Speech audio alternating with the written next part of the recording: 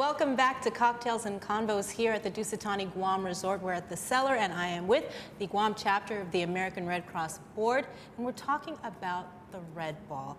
I want to talk about the theme, Archangels, because it really has a lot of significance, because there's so many angels. It does, it does, especially when you relate it to what the Red Cross does, right? Without our volunteers, we'll never be able to fulfill our mission of providing assistance in times of disaster.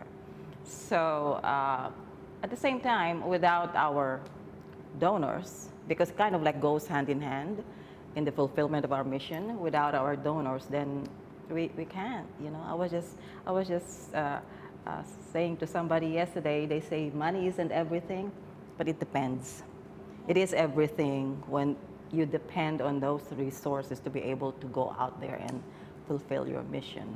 And that's why it looks like we're always fundraising, because we just don't know. I mean, we have had blue skies for the last 16 years. Wow. Yeah. Yes, wow. So we haven't had any disasters, but we have had flash floods, you know. So the rain the last week, that cost about seven families that we assisted because of flash floods. So if we don't have the resources, then we won't be able to provide our critical assistance. Yeah. And so how many volunteers do you guys have? And I'm sure you well, at any given time, we want to brag like, oh, we have about 150 trained volunteers. Mm-hmm. But it ain't necessarily so when there's a disaster, because all of them are also busy with their own disasters at home. Mm-hmm. So, but honestly, we have about 150 that we trained. When I say trained, that means there are so many levels of disaster assistance that they need to be good at, like damage assessment, casework, you know. And you cannot just be a volunteer for the Red Cross without going through training. So that is an ongoing thing, even if we have not had a disaster for a while. So that's probably why we should have it, because we have not had a disaster. So, you know, we need some kind of refresher course. And you can never really predict when a disaster is going to strike. Exactly. So exactly. 150 angels in the community. 150 angels and then some. Amongst us. But you also have Cheetah's Angels, right? I know. Yes, yes. That's hard to make. Charlie's Angels. Right. Cheetah's Angels. Right. Yes. And Marcos is Charlie. And there you go. Are you the only male on the board? No. So who else is on the board? I'm glad you asked me that question, because you know they always ask me like, how many board members? We are a 15 board member organization. Marcos is the chair. We have George Takagi. Mr. Takagi has served on the board, stepped down, and came back.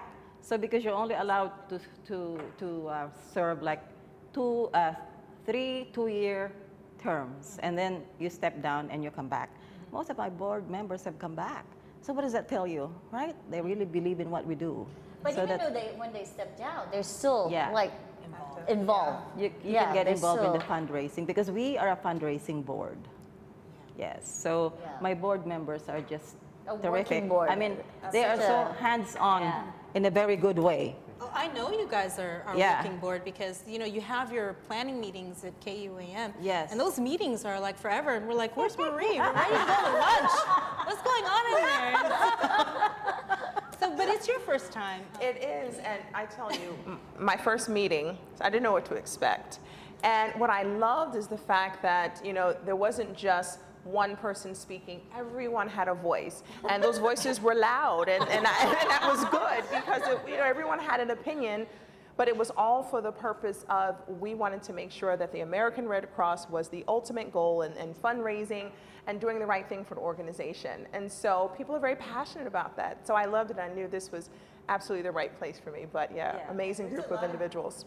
Good energy, you know, and I know that both Cheetah and Anna on different have said, I'm sorry if we overwhelm her for too much. And it's like, no, this is such a good energy, and that's how progress happens. Animated.